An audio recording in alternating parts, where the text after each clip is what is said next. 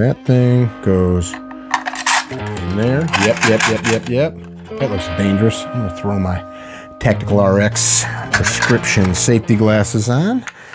And there we go. Bam! This dude is ready to go right back in the trash where I found it. Mickey with CarryTrainer.com, and today we are going to talk a little bit about the magazines that feed what the industry would like us to call the modern sporting rifle. I hate that term. I do not want to use it because it is placating fools. It is a way that we are trying to whitewash a weapon. We are trying to make this more palatable to people that hate the Second Amendment. This is an AR-15 designed by Eugene Stoner himself. An AR did not stand for assault rifle. It did not stand for automatic rifle. It stood for Armalite, the company that he worked for that was part of the Fairchild Corporation. Fairchild built airplanes and engines and all kinds of stuff. This is a modern version from PWS, sporting a piston. Back in the day, Stoner made a piston-driven gun too, as well as the AR-10 and the AR-5. Have you ever heard of that? The AR-5, worth talking about for a second, was a little .22 Hornet. The barrel came off and the whole thing packed up in a little case. And if a pilot went down, they could drag that thing out of the plane and have a means to protect themselves or harvest some game. So Mr. Stoner knew a thing or two about rifles. As we have progressed, one of the main issues that has plagued some of these platforms over the years is magazines. And in this day and age, you would think that the engineering of how to stack up ammunition in a tube and make it reliably come out the top like a Pez dispenser would be sorted. But it's pretty easy with the smattering of firearms that are available and the tolerances and variances in those tolerances and the variance and tolerances that exist with magazines that sometimes things just don't play nice together. I want to talk today about the good, better, best, as well as the stuff like this that I don't recommend. Make no mistake, my intention here is not to badmouth a brand, a company, or anybody that supports said brand or company. I am only speaking from my experience, which is training a ton. Years and years and years, thousands of hours on the range with thousands of students, friends, etc. We have seen probably millions of rounds go into berms. You see enough stuff that you start to see patterns, and there is a pattern with cheap stuff like this that it's worth talking about. So I'm going to tell you about the magazine that I prefer.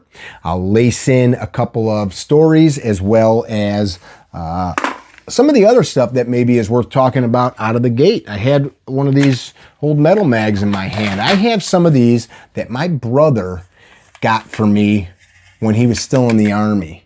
That's over 25 years ago, and they work great. I'm not going to stop using them, but good, better, best.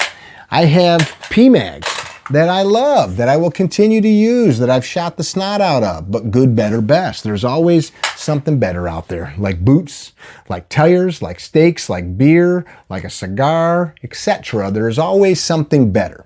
Now, for some things, there is good enough. For other things, it is worth finding the cream of the crop, right?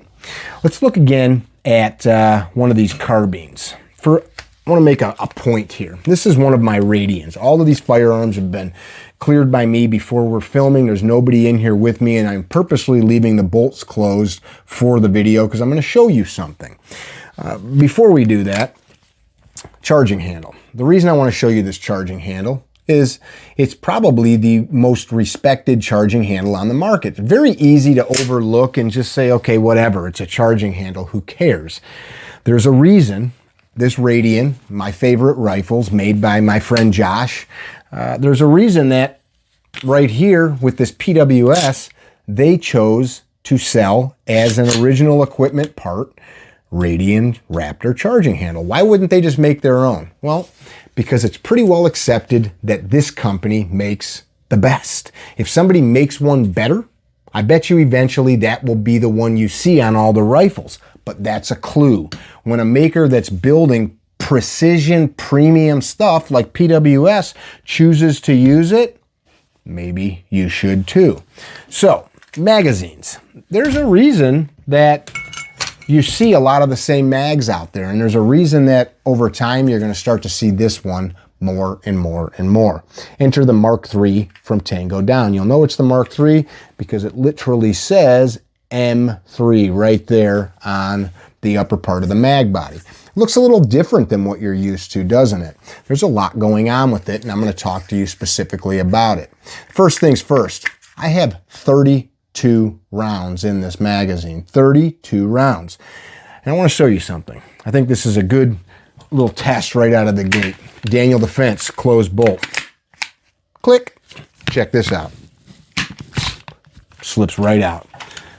That PWS, this rifle's never been fired, so everything's going to be tight. Boop. Closed bolt comes right out.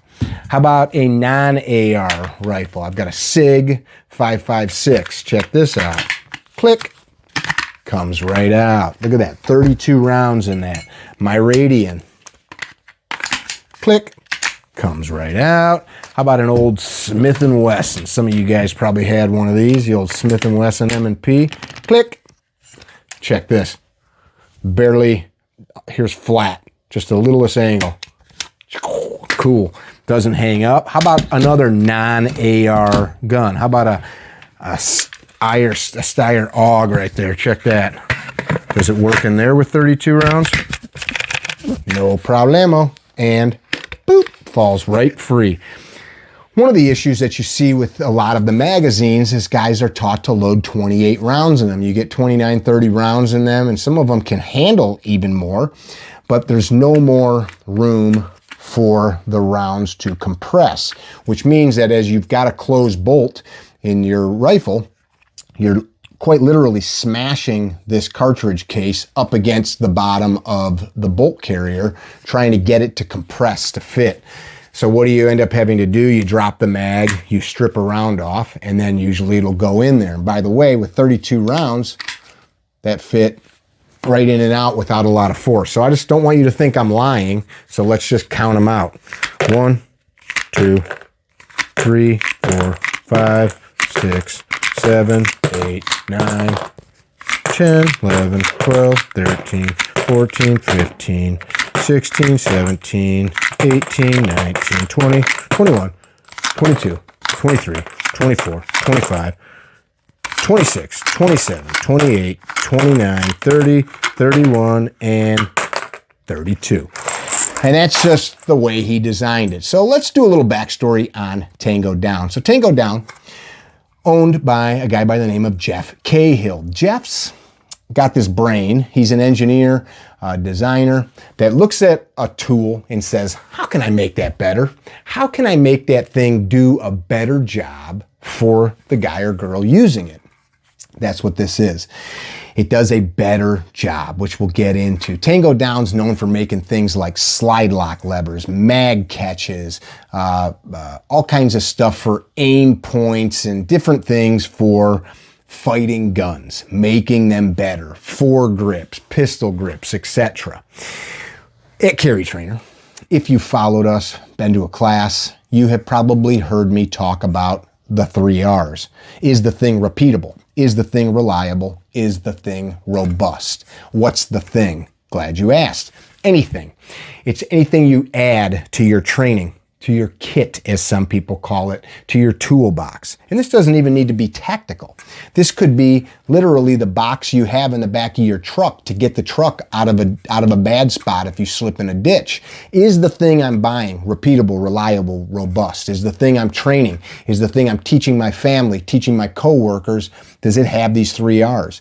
If I go buy a magazine, can I rely on it to do what it needs to do? Another story. So back in the day when the 1911 reigned supreme, it was well known that if you found a good magazine, you held on to it. And guys like Bill Wilson came on the scene making their mags. Anybody I knew in the day, and guys, some of you guys watching I know have grayer hair than me, know exactly what I'm talking about. You might have had Springfield or some other 1911, but you fed that thing with Wilson Combat mags, didn't you? And if you didn't, you wanted to, you just couldn't afford to buy them. Bill made reliable magazines. It is the Achilles heel of a firearm. At our classes, I have an ammo can full of these. I've got years of using these magazines. If somebody's having a reliability issue with their firearm, unless it's blatantly the firearm itself, the first thing I do is I give them a couple magazines to make sure that it's not ammo. I shoot Super Bell, so I've got hundreds of thousands of rounds of this stuff I've fired. So I know that when I hand them this, I know that they're going to get a reliable batch of ammo. And if it's ammo issue with them, we take that out of the equation. And if it's a feeding issue, we take that out of the equation. Believe it or not, oftentimes that fixes things. But if it doesn't, then we know, okay, we tried the easy thing, let's tear your gun apart or whatever, take a deeper look. The magazine I showed you guys at the beginning of the video, we had to tear out of a gun at a class because it got overseated, and that's not the first time I've seen it. I've seen it happen many times with these, which is what we call a clue. I'm not beating on this brand, but for what this costs, you spend a couple bucks more and you have one that you know is going to work. So back to the magazine. Back to what this thing's all about. So there's two styles. Technically, I guess 4 styles. Some of them have this radius base and some a flat base. These are dirty because I pulled these out of my box. You also can get multiple colors. And I think this is a good one to look at for the next part of the discussion. Why is it 2 parts? Were they trying to save money? Could they not figure out how to make it in one? No, it's none of those things. It's actually very well thought out. These are dissimilar resins, 2 different polymers. Why would you do that? Because the one on the top, up here, the black part, excels at resisting deformity. It excels at resisting heat. It excels at keeping this perfect geometry to fit up there where that hot bolt is going back and forth, stripping rounds. That is an Achilles heel of magazines. If we take one of these guys and we put a ding or a bend in one of these steel or aluminum mags, well, you probably are going to end up with an unreliable mag that gets chucked into the recycling bin. If you see one of these that's starting to bulge or swell at the top, because it's a softer polymer, I can squeeze this and make it move, you know that it's probably reached the end of its life. And these things all have a life. On that note, let's talk about springs for a minute. It's well known that what kills the spring, in really any spring situation, is cyclic, not just rate, but cycles, how many cycles it goes through. It's not being compressed. So if you have a magazine that's loaded up like this and it's in an ammo can, technically it can sit there for a long time. How long? I saw a .30 carbine mag come out of a box that was military surplus from the Korean War, okay? That's the 1950s, and got put in a gun and it went choo-choo-choo-choo-choo-choo and did its job. So just food for thought. They're using top quality spring steel for the spring. We go a little deeper and we're going to look at the follower. So the follower here, I'm going to show you one that I took out of a mag. Has kind of a lot going on with it.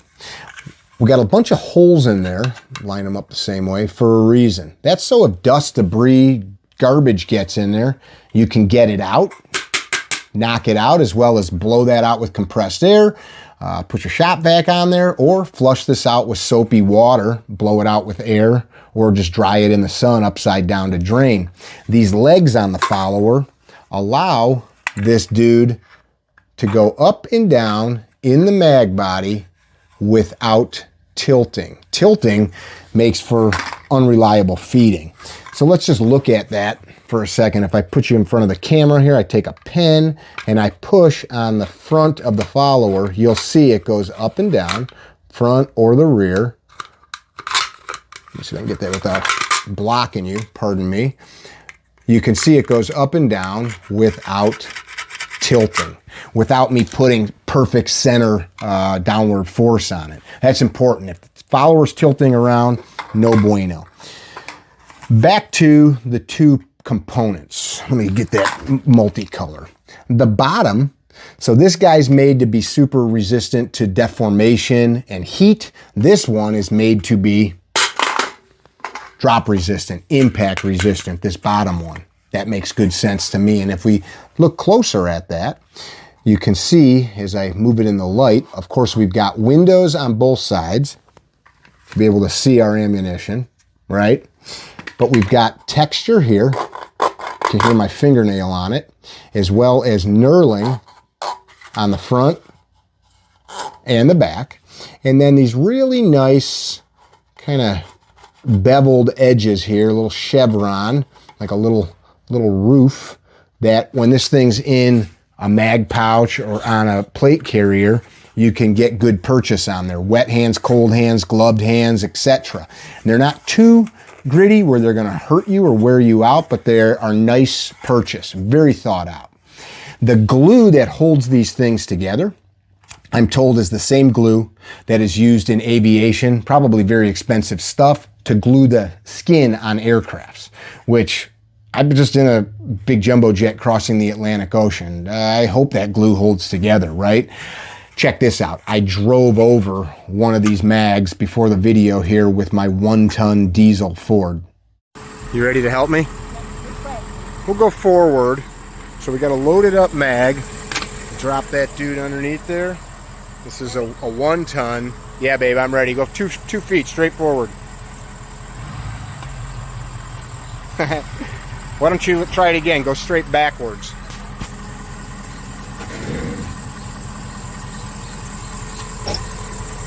Yeah. All right, well, when we take this to the range, you'll know it's the one because we got tire tracks on it. And this is a 1-ton truck here, guys.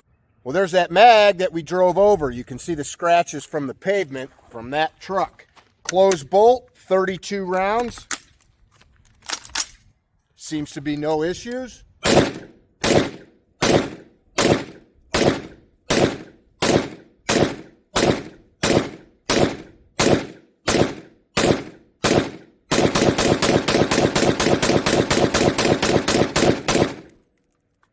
there is why I love these magazines. Back to the vid.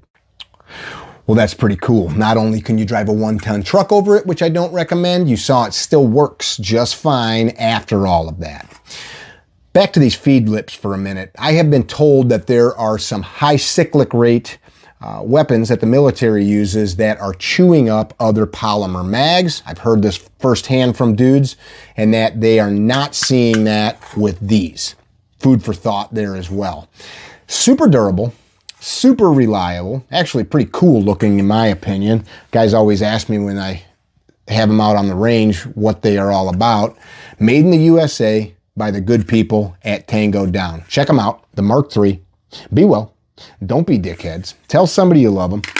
And if you guys are interested, please do check out Gunfighter Gun Oil. We make oil, grease, and cleaner made in the USA. I tell you about it, 1, because it's badass stuff, but 2, people always say, how can I support you? I can't come to class. Well, check out our products. That's a good way to support us. In addition, we own and roast and package Ignis Lux Coffee. The claim to fame with this stuff is not only is it amazing, fresh, and all that, but it gets delivered right to your door days after it's roasted. Ignis Lux is Latin for firelight. You also notice I'm wearing a shirt from my good friends at Supervel. They didn't pay me to make this video.